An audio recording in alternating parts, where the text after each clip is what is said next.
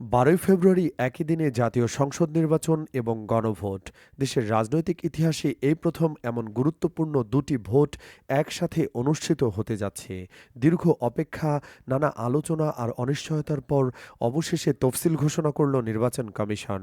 বৃহস্পতিবার সন্ধ্যায় জাতির উদ্দেশ্যে দেওয়া ভাষণে ত্রয়োদশ জাতীয় সংসদ নির্বাচন এবং জুলাই সনদ বাস্তবায়নে গণভোটের দিনক্ষণ ঘোষণা করেন প্রধান নির্বাচন commissioner CEC AMM Nasir Uddin. ঘোষিত তফসিল অনুযায়ী ১২ই ফেব্রুয়ারি সকাল ৭:৩০ থেকে বিকেল ৪:৩০ পর্যন্ত টানা ভোটগ্রহণ চলবে। এবারই প্রথম ভোটের সময় ১ ঘণ্টা বাড়ানো হয়েছে।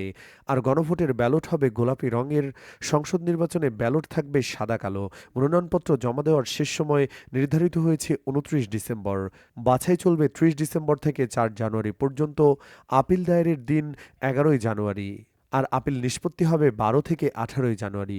প্রার্থিতা প্রত্যাহারের শেষ সময় ২০ জানুয়ারি আর ২১ জানুয়ারি প্রকাশ করা হবে চূড়ান্ত প্রার্থী তালিকা ও প্রতীক বরাদ্দ।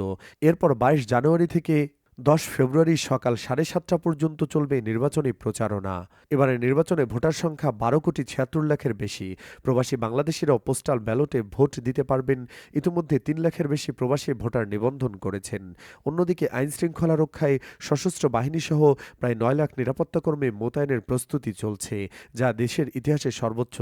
নির্বাচনী দায়িত্বে ইতিমধ্যে প্রশিক্ষণ পেয়েছে ১.৫ লাখের বেশি পুলিশ সদস্য।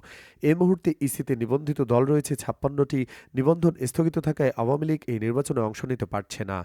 অন্য নিবন্ধিত দল ও স্বতন্ত্র প্রার্থীরা প্রতিদ্বন্দ্বিতা করতে পারবেন। এবারের নির্বাচনে আপনি কোন দলকে ভোট দিবেন, কমেন্টে আপনার মতামত জানান।